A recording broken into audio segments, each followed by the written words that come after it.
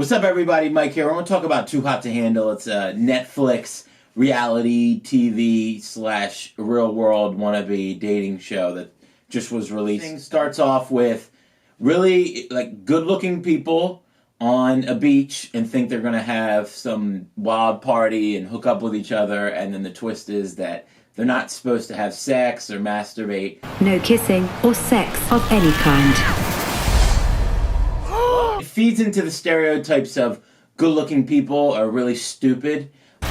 Is blue balls a real thing? The best-looking girl, in my opinion, on the show was Francesca, the most popular girl, the one that caused the most trouble, I think, overall. She was definitely the best-looking, but as soon as she started talking, their traction went completely down.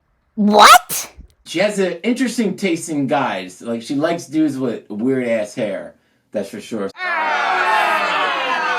So her and the hairy guy became an item, and they kind of became the main focal point of the show. They were the ones causing the most drama. Spoiler alert, there were, 10 winners, and they all won about $7,500. And it's interesting to watch people dating, and it makes you think about how you dated. There was one moment with Matthew and Madison, and he just kind of kept rambling, and he wasn't really making sense. And I was like, oh, I've been there, done that on a date.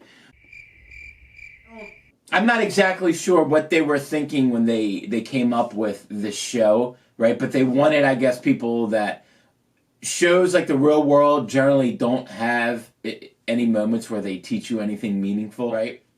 But this show at least tried to reel people in with the good looks and the sex and all the drama, right? But then also try to teach the audience a lesson in a way, I guess, to try to be a better person. But I would say the hardest thing about the show was the accents, right? It was international. There was people from, Ireland, United Kingdom, Australia, Canada, and of course the United States. And I couldn't understand a lot of the people from the other countries. It's like, what are you saying? I learned a few sayings, though.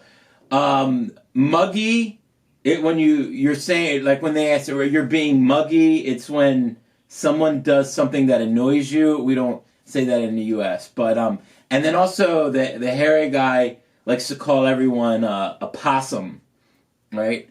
A sexy little possum. It's like, okay, it's interesting. We wouldn't necessarily say that in America. I would say the most difficult conversation to follow was when Kells was talking to Harry when they were fighting over Francesca. I'm out of your leg. You ain't on my leg. I'm out of your leg. You ain't on my leg. I'm above your leg. Near my leg. But yeah, so that was the hardest part. A lot of time I didn't know what they were saying. Oh, shit. There was a guy named Corey. He was annoying. He came late and then he left early. Didn't like him. The worst was that Haley girl. I mean, it just reaffirmed. Blonde girls, she was so lame. And then it's like, she didn't like anyone. But it's like, you didn't even talk to anybody. She was obsessing over Francesca. And Francesca didn't give her a thought after she left the show. They kicked her off the show.